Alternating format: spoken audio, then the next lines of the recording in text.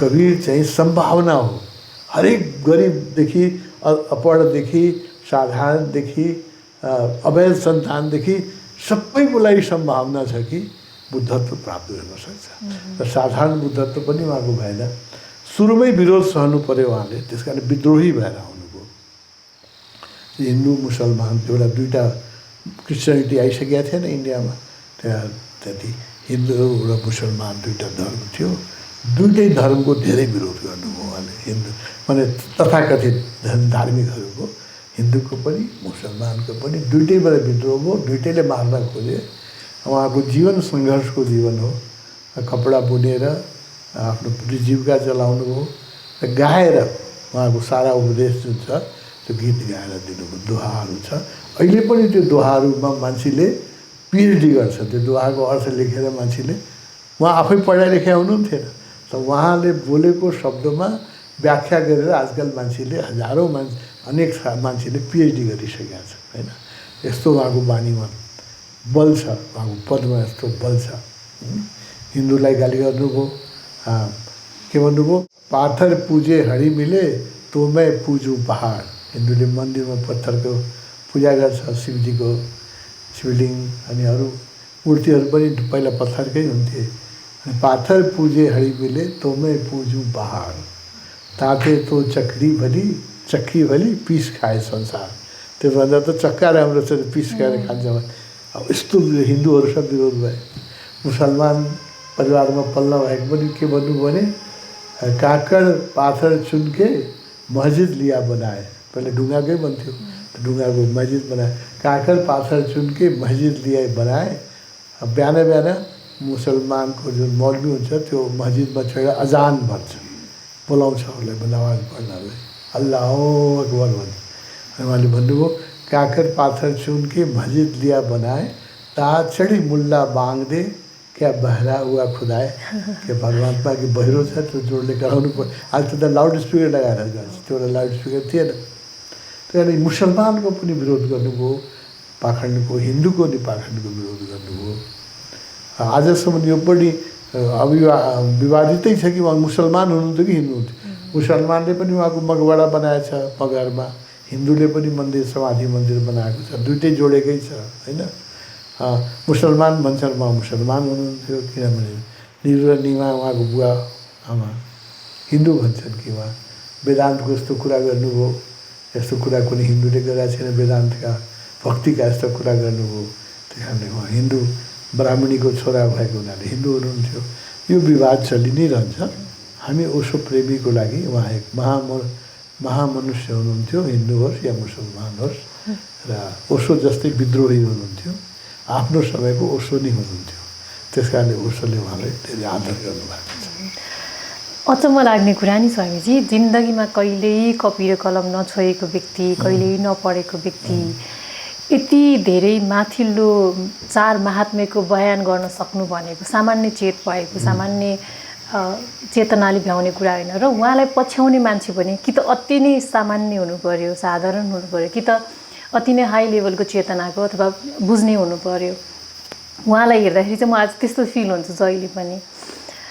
अनि एउटा प्रसङ्ग हजुरसँग एकचोटि शिविरमा म गएको थिएँ स्वामीजी, उसमा कुशीनगरको शिविर थियो। त्यो बेलामा हजुरले लिएर जानुभएको थियो हामीलाई कविको मगरमा लैजानु। त्यतिखेर म त्यस्तै 12-13 वर्षको थियो होला। अनि मलाई सबैजना ध्यान गरेर बस्नुभएको थियो। त्यो बेलामा मलाई चाहिँ के लाग्यो नि, ध्यान त गर्छु तर त्यो उहाँको जुन कोटेसन छ त्यो चाहिँ मलाई एकदम इन्ट्रेस्टिङ लाग्यो। हो, त्यो सबै कोटेसन मैले डायरीमा पुरा नोट गरेर त्यहाँ ध्यान गर्नुन्जेल सबै नोट गरेर लिइरहेको थिएँ। आज पनि त्यो छ मसँग।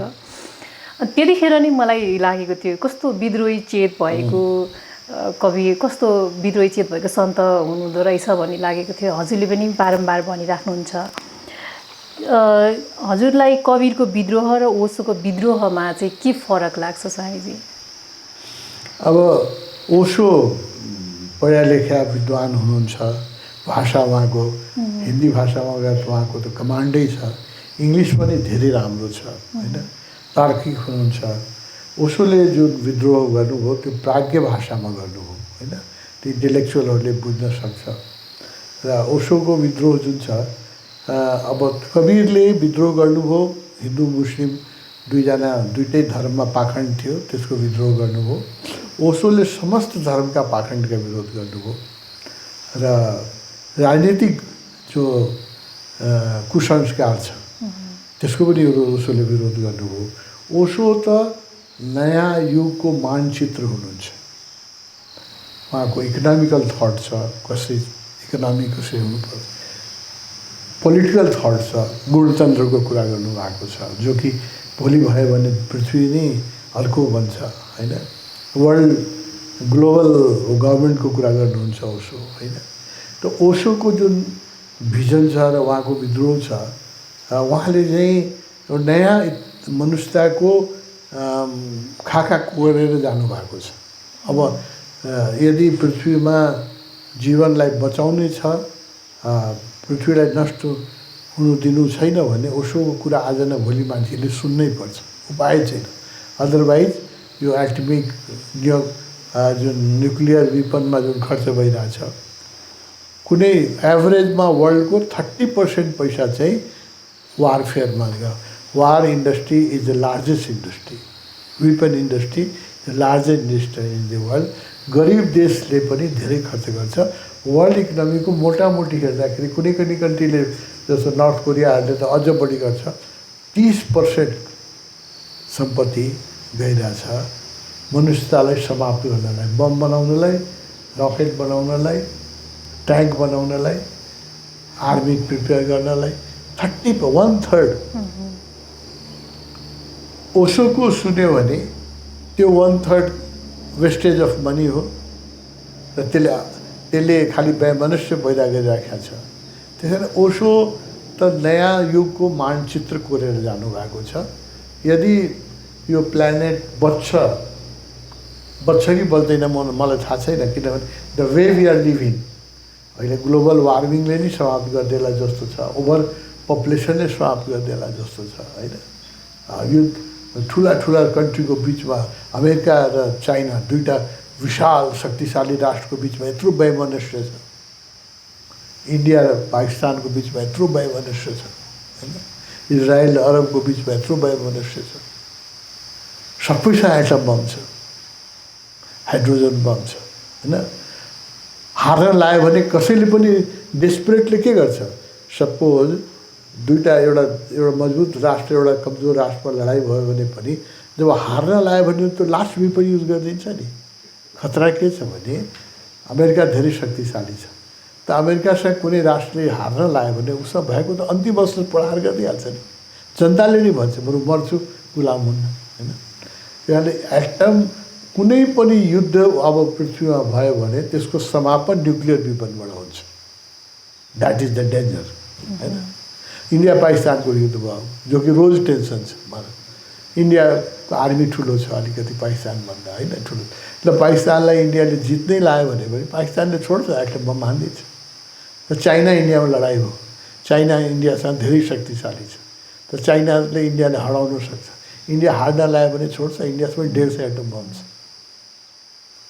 So we have no future. यसरी दुनियाँका विद्वान मान्छेहरूले यसपछि सोच्नुपर्ने हाम्रो कुनै भविष्य छैन।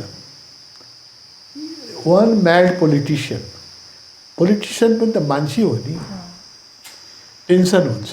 लोहनी स्वास्थ्यको झगडा भयो भने मान्छेले कति टेन्सन हुन्छ, श्रीमतीले भाँडा फुटालिदिन्छ होइन, मोबाइल फुटालिदिन्छ, लोहनीले बच्चालाई पिटिदिन्छ होइन। अब त्यो जुन राष्ट्रपतिहरू छन् र प्राइम मिनिस्टरहरू उनीहरू त ह्युमन बिङ हुन्, उनीहरू कबीरदास होइन नि, ओशो होइन नि, उनीहरू त सामान्य व्यक्ति हुन् होइन। करुणावान व्यक्ति त त्यो पदमा पुग्नै सक्दैन, चुनाव लडेर जानै सक्दैन। करुणा भएको, ह्युमन भ्यालु भएको मान्छे त्यहाँ पुग्नै सक्दैन। त्यहाँ पुग्ने त पोलिटिसियन्सले पुग्छ, जो हाइली एम्बिसियस पोलिटिसियन भन्छ। यो संसारमा सबभन्दा बढी महत्त्वकाङ्क्षी व्यक्तिहरू राजनीतिमा जान्छ। र अरू मनोवैज्ञानिकहरूले विश्लेषण गरेका छ, के भनेको छ भने इन्फिनिटी कम्प्लेक्सबाट ग्रसित व्यक्तिहरू पोलिटिक्समा जान्छ। आफूलाई मेरो कुरा होइन, मनोवैज्ञानिकहरूको कुरा म भन्दैछु। किनभने उनीहरूलाई कहीँ कुनै न कुनै चिजले इन्फिनिटी कम्प्लेक्स भइरहेको छ, या त पढाइमा कमजोर थियो, या गरिब घरबाट आयो, या कसैलाई अपमान गर्यो। इन्फिनिटी कम्प्लेक्सका अनेक कारणहरू हुन्छन्, पढ्न सकेन, के कारण हुन्छ, र त्यसको बदला उसले चाहिँ लिन्छ होइन। म आफै पढ्न सकेन, सारा पिएचडीलाई आफू पिए बनाएर देखाइदिन्छ होइन। डाक्टरी पढ्न सकेन, सारा डाक्टरहरूलाई चाहिँ हेल्थ मिनिस्टर बनेर पेलेर देखाइदिन्छ। यो चाहिँ अहिले मैले भने होइन, यो मनोवैज्ञानिकको कुरा भनिरहेको छु। मनोवैज्ञानिकहरूले के भनिरहेको छ भने इन्फिनिटी कम्प्लेक्सबाट ग्रसित व्यक्तिहरू नि पोलिटिकल पावरको महत्त्वकाङ्क्षी हुन्छ। नत्र त टर्चर छैन, त्यहाँ सुख छैन नि। तिमी हेर न, पोलिटिसियनलाई खाना फुर्सद छैन होइन, सुत्ने टाइम हुँदैन, 24 घन्टा मान्छेले घेरिराखेका हुन्छ, शरीरमा उसको कुनै सुख छैन होइन। गाली सुन्नुपर्छ, चुनाव भिख माग्दै जानु, मलाई भोट दिनु होला होइन, चाहे जातको नाममा दिनुहोस् या भातको नाममा दिनुहोस् होइन, मलाई नै जिताउनु होला। तिमीले गर्न सक्छौ यार, माग्न सक्छ, कल्पना गर्न सक्दैन। अब त्यो लेभलमा मान्छेलाई जानुपर्छ, किनभने उसको महत्त्व एक्सेसिभ एम्बिसियस मान्छेहरू पोलिटिक्समा इट इज प्रुभन होइन। इन्फिनिटी कम्प्लेक्स नमानौँ, सायद पोलिटिसियनहरूले नमान्ला, यो त मान्ला न कि excessive ambitious people go into the politics होइन। र जो एक्सेसिभ एम्बिसियस मान्छेहरू छन् त्यो सत्ताका शिखरमा छन्, चाहे अमेरिकामा होस्, चाहे नर्थ कोरियामा होस्, चाहे पाकिस्तानमा होस्, चाहे इन्डियामा होस्, चाहे कुन इजरायलमा होस् होइन। उनीहरूको एम्बिसन, उनीहरूको इगोमा ठक्कर लाग्न थाल्यो भने they will use nuclear weapon. ऊ कबीर होइन नि हो होइन। त्यहाँ हाम्रो कुनै भविष्य छैन। उसो त्यसको चिन्ता गर्नुहुन्थ्यो। हाम्रो कुनै वान म्याड पोलिटिसियन, राति हामी सुतेका छौँ, एउटा यो अहिले 6वटा एटम बम त एसियामै 6वटा कन्ट्री छन्, India, Pakistan, China, north Korea, Israel अनि इरान। 6 कन्ट्रीसँग त इन्डियामै, एसियामै सबभन्दा गरिब महादेशमै छ 6वटामा होइन। र सबै लडिराखेका छ। अरब इजरायल सधैँ लडिरहेको छ, इन्डिया पाकिस्तान सधैँ लडिराखेका छ, चाइना अमेरिका सधैँ टेन्सन छ। सो एनी म्याड पोलिटिसियनले एनी डे गलत डिसिसन गरिदियो भने हामी सुतेकै हुन्छौँ। There will be no world. यस्तो खतरनाक समयमा हामी बाँचिराखेका छौँ। र उसो त यो युगको भविष्य कसरी बच्न सक्छ त्यसको मानचित्र कोरेर जानुभएको छ। र ओशोलाई बहुआमी व्यक्तित्व छ उहाँको। कबीरले आफ्नो ढङ्गको विद्रोह गर्नुभयो, उहाँ पनि विद्रोही हुनुहुन्छ। त उहाँ त्यो बेला उहाँको जो क्षेत्र थियो सीमित थियो। बनारसमा गर्नुभयो, मगहरमा गर्नुभयो, मान्छे कहाँ पुग्न पनि धेरै सकिन्थेन। उहाँ धार्मिक मतान्धताको विरोध गर्नुभयो होइन। तर राजनीतिक छुनु भएन, राजनीति त मारिदिइहाल्थ्यो, मार्दै नै। उहाँलाई त मुगल बादशाहहरूले त मुसलमान बादशाहहरूले मार्नलाई बाँधेर गङ्गामै फालिदिएको थियो होइन। जबकि उहाँले डाइरेक्टली उनीहरूको विरोध गर्नुभएको थिएन, खतरा थियो, धेरै खतरा थियो। उसले त्यो खतरा मोल लिनुभयो। र त्यसै कारणले दुनियाँका सबभन्दा सङ्गठित धर्मले उहाँलाई चाहिँ त्यसरी मारिदियो। 58 वर्षमा मारिदियो। त्यो ओशोले त्यो खतरा मोल लिनुभयो।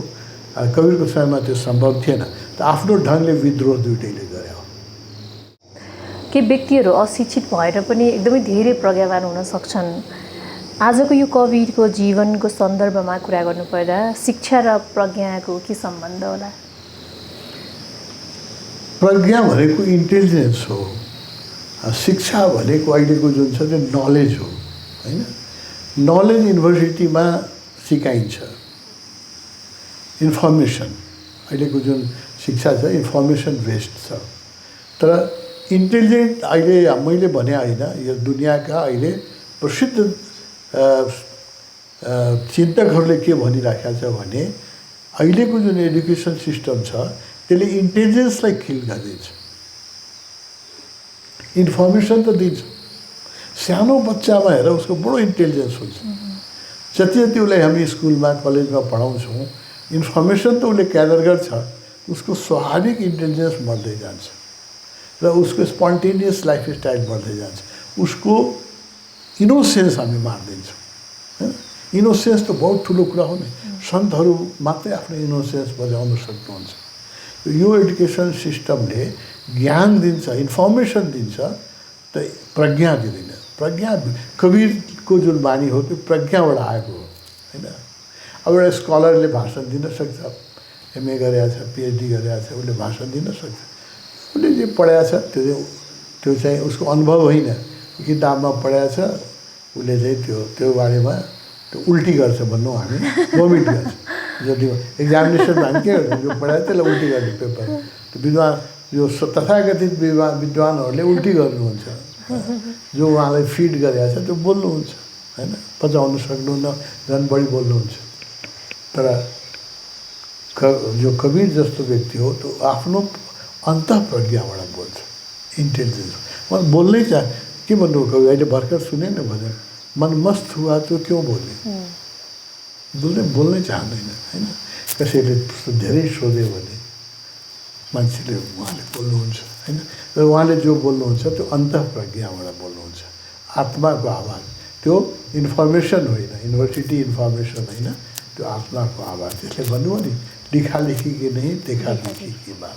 लेखेको मलाई के पनि थाहा छैन, देखेको कुरा गर्छु।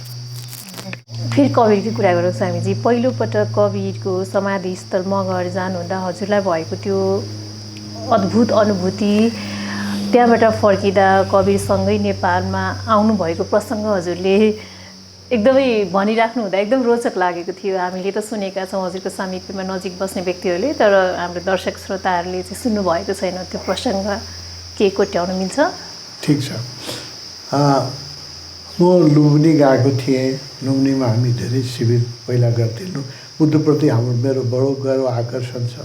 आज त हाम्रो लुम्बिनीमा वन्डरफुल कम्युन छ। त एक दिन केही पनि थिएन, पनि हामी लुम्बिनीमा गएर श्रीलङ्कन गेस्ट हाउसमा, कोरियन गेस्ट हाउसमा, कोरियन मन्दिरमा, ठाउँ ठाउँमा हामीले बसेर धेरै शिविर गरेका छौँ। त्यही एक शिविरको सिलसिलामा पनि गएँ म। यो जुन पहिलोचोटि त शिविर होइन, पहिलोचोटि त म लुम्बिनी दर्शन गर्न गएको थिएँ। केही साथीहरूले लिएर गएको थिएँ, लुम्बिनी बसेँ, दर्शन गरेर मगर नजिक छ, मगर जाउँ, कवीरको जान मलाई इच्छा थियो, कवीरप्रति धेरै गहिरो इच्छा थियो। अनि मगर गएँ। अनि इच्छा त्यहाँ कवीर सबले भन्यो त्यहाँ बस्ने ठाउँ छैन, खाने ठाउँ छैन, कोही बस्दैन, चोर लाग्छ, डाका लाग्छ, त्यो एरिया खतरा छ, गाडी पनि छोडिदिन्छ। त्यस कारणले गएर दर्शन गरेर फर्किहाल्नु होला। हामी बिहानै हिँडेको थियौँ, 2.5-3 घन्टा लाग्छ भनेको थियो। बिहान जाउँ, दर्शन गरेर हामी फर्केर आउँछौँ भनेर, उहाँ लुम्बिनीमै आएर सुन्छु भनेर हामीले सामानवान पनि लुम्बिनीमै छोडेर गएँ। जिप एउटा लिएर गएको थिएँ। बिडिएको मेरो पार्टनर हुनुहुन्थ्यो, 1-2जना सन्यासी स्वामीजीहरू हुनुहुन्थ्यो। हामी गएँ। त्यहाँ गएपछि यस्तो पहिलोचोटि मैले कवीरको एनर्जी फिल्डमा मैले गएँ होइन। त्यस्तो त्यहाँबाट त आउनै मन नलाग्ने। अब बेलुका हुन लाग्यो जाउँ। त्यहाँको जो महन्त हुनुहुन्थ्यो, जो पछि मेरो सन्यास मोक्ष लिनुभयो, उहाँको नामै हामीले सन्त कवीर नाम दिएका छौँ। उहाँ त्यहाँको पुजारी हुनुहुन्थ्यो, पछि मसँग दीक्षा पनि लिनुभयो, मसँग धेरै प्रभावित हुनुभयो। उहाँले भन्नुभयो अरे बेलुका यहाँ नटिक्नुहोस्, यहाँ चोर लाग्छ, तपाईँ फर्किहाल्नुहोस्, हामीसँग बस्ने व्यवस्था पनि छैन। 6-7जना थिएँ, हामीसँग केही पनि छैन, एउटा कोठा छ, म बस्छु, खाट पनि छैन, ओढ्ने पनि छैन, अनि हामी पनि केही लिएर गएको थिएन, अनि तपाईँहरू फर्किहाल्नुहोस् भन्नुभयो। मलाई जानै मन लाग्दैन। त्यस्तो कवीरले तानेको छ होइन। त्यो भित्रबाट पुकार आउँछ नि, त्यो गहिरो ट्युनिङ, यति एनर्जी फिल भयो त्यहाँ, यति एनर्जी फिल भयो।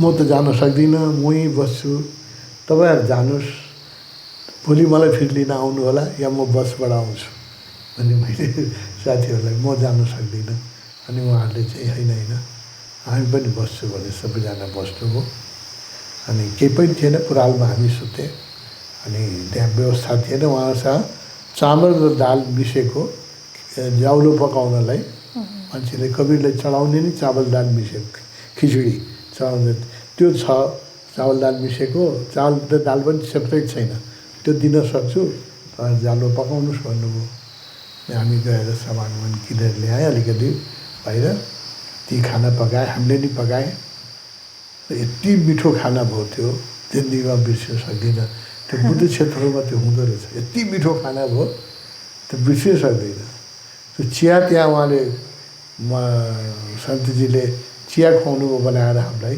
त्यस्तो चिया कहिले नसित्यो जस्तो लाग्ने कि चिया सिधै पनि पिउ लाग्ने जिन्दगीमा त्यस्तो मिठो चिया खाएकै छैन होइन अब त्यो कवीरको आश्रमले उहाँ सन्तले आफै हामी त चिया खुवाउन सक्छौँ अरू केही सक्दिनँ भन्नु चिया खुवाउनुहोस् भनेको उहाँ चिया बनाइदिनु भयो अब त्यो चिया सक्न लाग्यो भने पिर लाग्यो यस्तो यस्तो मिठो होइन यो मलाई रमण आश्रममा पनि भएको थियो यस्तै भएको थियो त्यो कफी दिन्छ त्यहाँ त्यो कफी सक्न लाग्यो भने डर लाग्ने अब फेरि थप्ने रमण आश्रम थप्ने चलन छैन अब त्यो स्वाद कहाँबाट आउँछ होइन त्यस कारणले एउटा तिमीले हेर्नु जब पूजाहरू हुन्छ नि पूजामा सामान्य चिज पकाइदिए भने पनि एकदम मिठो हुन्छ सत्यनारायण भगवान्को पूजामा बनाउँछ नि त्यहाँ सप्ताहलाई आउँछ त्यसमा बनाउँछ त्यो यति मिठो हुन्छ त्यो मिठो कहाँबाट आउँछ होइन त्यही आध्यात्मिक स्वाद हो त्यहाँ आध्यात्मिक भोजन भयो राति हामी परालमै सुते रातभरि के सुते गफ गरेँ कवीरको भजन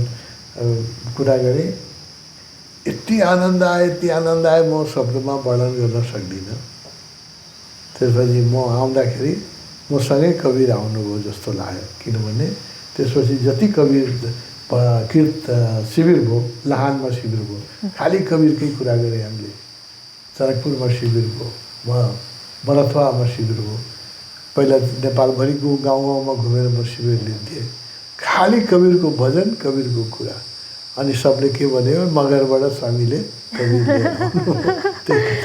अहिले पनि कवीर त्यही दिनदेखि उसो सन्यासीमा प्रसिद्ध हुनुहुन्छ एउटा कार्यक्रममा भन्न कतिको सान्दर्भिक हुन्छ थाहा छैन मलाई तर जब पहिलोपटक हाम्रो मन्दिरको उद्घाटन भएको थियो त्यो दिन सबैजना हामी वेट गरिरहेको थियौँ यहाँ हजुर ठ्याक्क आउनुभयो उताबाट यस्तो थियो कि ठ्याक्कै हजुरको त्यो ड्रेसअप पनि कवीरको ठ्याक्कै यही कलरको थियो सेम यही कलर हजुर पनि पुरा कवीर जस्तै देखिराख्नु भएको थियो अनि अचम्म लाग्यो मलाई एकदम अचम्म लाग्यो अनि मलाई मात्रै हो कि भन्ने लाग्यो मैले हजुरलाई भने पनि पछि त्यही बेलामा अनि सबैजनाले त्यही भन्न थाल्नुभयो कि स्वामीजी ठ्याक्कै कवीर जस्तै देख्नुभयो स्वामीजीको अनुहारमा कवीर नै देखिरहेको छ भने सबले भन्नुभयो र बिस्तारै त्यो प्रसङ्ग पनि भन्दै जानुभयो यो त साँच्चीको हजुरले लिएर आउनुभएको र हजुरमै कवीर हामी देखेका छौँ यो हाम्रो के हो स्वामीजी मेरो पर्सनल होला तर सबैलाई पनि तिम्रो ठिक हो अरू मित्रहरूले पनि मलाई खबर गरे यो अब जुन दिन मन्दिरको उद्घाटन हो योगानन्द त यहाँ थिएन योगानन्दले मलाई खबर गरे अहिले पोखरा गएर भन्यो उसले के राति सपना देखेको भने कवीर साहब मेरो हात समातेर डोडाउँदै यहाँ ल्याइराख्नु यही बाटोमा डोडाउँदै ल्याइराख्नु भएको छ मेरो हात समातिराख्नु भएको छ कवीर साहब मसँगै आइराख्नु भएको छ यहाँ भनेर देख्यो होइन अब ध्यानीहरूले भिजन देख्छ हाम्रो मेन्टल प्रोजेक्सन हुँदैन हामीहरूको भिजन हुन्छ किनभने हाम्रो माइन्ड जुन छ रिलेटिभली सांसारिक व्यक्तिको माइन्डभन्दा रिलेटिभली अलिक शान्त छ त्यसले हामीले धेरै भिजनहरू देख्छौँ तिमीले देखेको पनि त ठिक हो योगानन्दले देखेको पनि ठिक हो र विश्वमा कवीर मन्दिरको कीर्तन हुँदाखेरि धेरै मान्छेले मलाई के भन्यो भने हामी त्यहीँ पुगेकै जस्तो लाग्यो कवीरसँगै नाचिरहेको जस्तो लाग्यो अब यो कसरी भइरहेछ होइन एक दुईजनाले होइन अस्ट्रेलिया क्यानाडाबाट पनि मान्छेले त्यही भनिरहेका छ भने कवीर साहबको केही आशीर्वाद छ उहाँको सूक्ष्म शरीर एस्ट्रल बडी यहीँ हुन्छ जब हामी भजन गर्छौँ फिजिकल बडी त उहाँ त्यागिसक्नु भएको छ फिजिकल बडीको आवश्यकता छैन तर उहाँको जुन एस्ट्रल बडी छ त्यसलाई आह्वान गरेर तिमी जस्तो प्रेमीले उसका प्रेमीहरू जब आह्वान गर्छन् उहाँ आइपुग्नुहुन्छ अनि हामीले उहाँले अनेक रूपमा अनुभव गर्न सक्छौँ तिमीले एक रूपमा गर्यो कसैले कुनै रूपमा गर्छ यो हाम्रो यो झुट होइन, यसमा सच्चाइ छ। हजुर हस् स्वामीजी।